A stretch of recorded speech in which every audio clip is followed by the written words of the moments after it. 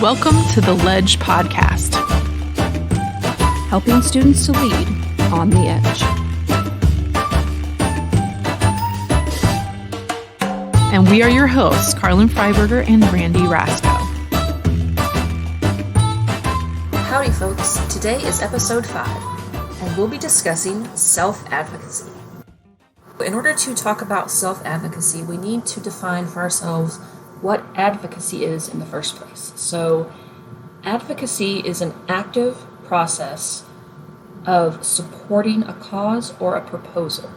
And there are many types of advocacy. Today we're going to be focusing on self-advocacy. When we talk about self-advocacy, we're referring to an individual's ability to effectively communicate his or her own interests, desires, needs, and rights. We recognize that people are experts by experience, and we involve them in speaking out for themselves about the things that are important to them. It means that people are able to ask for what they want and need and to tell others about their thoughts and feelings. The ultimate goal being that people can decide what they want and to carry out those plans for themselves, and it helps them attain those goals. So what they set out for themselves, what they want for themselves, they're able to achieve that through self-advocacy. All right, so let's focus this a little bit. We're going to talk about self-advocacy, and we're going to pretend like we're advocating for specific characters today. In school, we need to advocate for ourselves in order to meet our goals. So I today will be playing the role of a 9-foot evil doll. 9 foot tall, evil doll. Today I'm going to be a mad scientist with cement shoes. Well, this should be interesting. So let's talk first about walking into school. What kind of problems do you have as a 9 foot tall evil doll? So already, doorways are not going to be tall enough for me. Already I'm going to have to be dipping down, crouching, back pain. That's just walking into the room. Like walking into the building. How about you?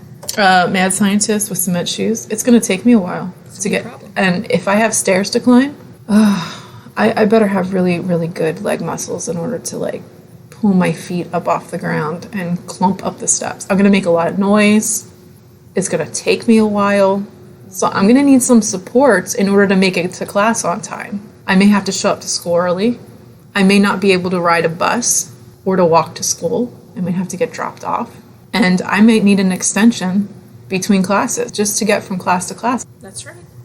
More or less, what's going to come with being 9 feet tall, other than just not fitting through doorways, I could see a lot of social pressure coming from that. I may need support from adults. I may need support from my friends whenever others are teasing me.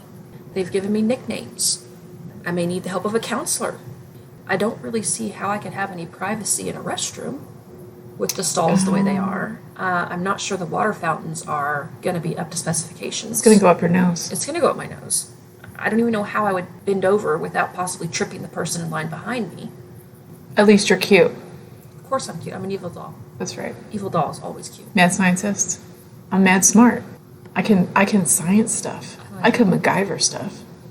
I can make stuff up. MacGyver, you're wearing those shoes. That's the problem. I can't. It's not the part of the problem. No. All right, so let's talk about something like PE or gym class. What struggles can you see yourself having in gym class with these unique traits? Honestly, being 9 feet tall could be an advantage. How so? Well, if we're playing basketball, it's all over for everyone. But if we're playing dodgeball... It's like Manute Bull from the Bulls years ago. So if I'm 9 feet tall, proportionally speaking, we can assume that I have quite a large wingspan. So if we're playing dodgeball, you're done. You're done for. Goalie. I can see you as a goalie playing soccer or field hockey or something like that. So sports is going to be my arena. The backlash I'm going to have to deal with over the fact that I'm pretty much unstoppable. Again, for me, a lot of it's going to come down to the social pressure. Yeah. And also the pressure to be that good. Sure. If you're 9 feet tall, you better be good at basketball. What if I'm clumsy? So how about you? I'm thinking I'm not going to be so good in PE because I'm going to be slow.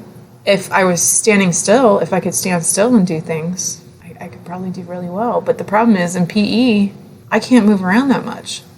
at least not very quickly.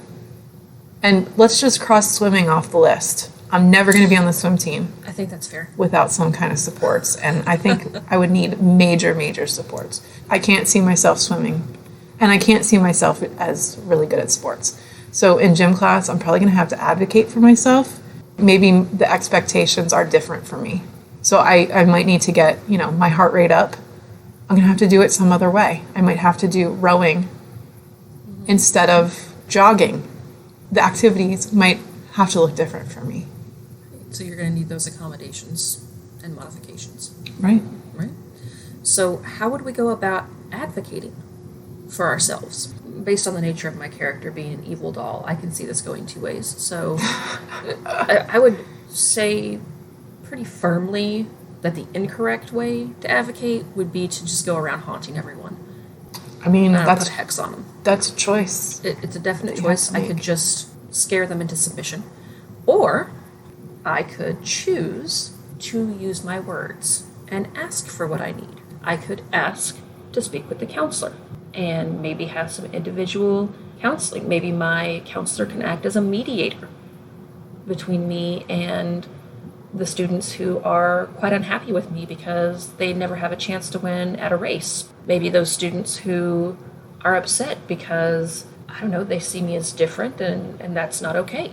I could advocate with maybe my teacher, the principal, for a bathroom stall. That would be appropriate. Maybe a private bathroom. I can see a lot of my advocacy coming from pairing with adults because as a kid, I don't have a lot of rights. Really, the only rights I have are those that the adults give me. I need to pair with an adult who is going to help me. So I'm advocating for myself and they're advocating for me. So how about you? For me, I see my struggle as more of a physical thing. I mean, you have the social thing. I'm sure I would have the social thing going on too. But I think with cement shoes, I feel like I would need ramps or maybe a lift to get me to a second floor or upstairs. I would have to ask for that. And as a child, usually your parents can ask for things to support you. So you may have a 504 plan or an IEP to support your learning. For myself, sitting in class, I think I would have to ask teachers to release me early and to let me come in a little late. So I may have to, write down assignments ahead of time. I may have to ask for things, especially if I have a 10-minute commute from one classroom to the next. Right. Because I think there are some things that adults in our lives would anticipate being problems. Mm-hmm. And there are things that because they don't have cement shoes or they aren't 9 feet tall, they don't anticipate. And if we don't tell them that these things are problems that we need their assistance with, we can't expect them to help us. You don't know what you don't know. If they don't know we need help and we don't say we need help, we can't blame them. Right. So that's that self-advocacy piece. You have to say to your teacher. One of the things that I've seen as a teacher is students not saying when they need help. Teachers don't always read minds. When you need something, going up and asking the teacher, hey, can you explain this to me again? I didn't quite get it. Can you explain it in a different way? And I've heard students tell me they don't want to bother their teachers. I hate to tell you, kids, they're getting paid to help you. You're allowed to ask. As a self-advocate, you need to go out there and ask for help when you need it. That's part of your job as a student. So think of self-advocacy as something that you need to do for yourself. It's to help you grow. The more you communicate with people, the more they'll be able to understand your needs. Right, and we've kind of given you these sort of ridiculous examples today of when someone might need to advocate for themselves. And now it's time to play Leadership Wordplay. For leadership wordplay, we roll a dice and we have a letter. What you need to do is, you can play along, we're going to write down as many leadership-related words that start with that letter as possible in 1 minute. And today's episode of Leadership Wordplay is brought to you by the letter M. Ready, set, go.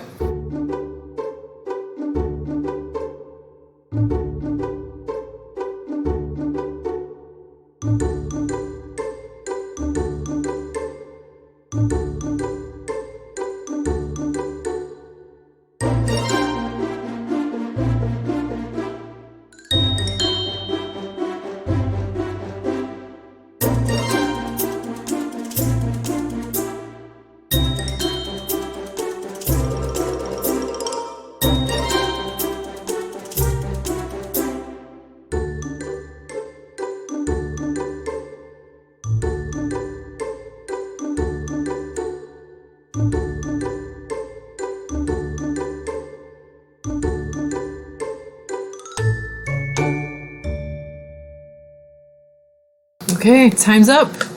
Randi, what do you have? So, I have martyr, magic, mania, moody, mitigates, manages, sometimes leaders have to manage, maniacal, Oh, I like that one. magnificent, magnanimous, and megalomaniac. Wow. So I had master, mediocre, because leaders don't always have to be all-knowing. That's what you have a team for. I also have manage, magnetic, mischievous, Great. mistakes. You have to embrace failures. And then I have maker, like a creator. To wrap things up today, we want you to focus on what it is that you want, what it is that you need. What is a plan that you can come up with to carry out and reach that goal? What is your self-advocacy plan? Think about that. Remember that to reach that goal, you have to tell others about those thoughts and feelings. You have to partner with others to reach your goal. Thank you for joining us, and we'll see you next time on The Ledge.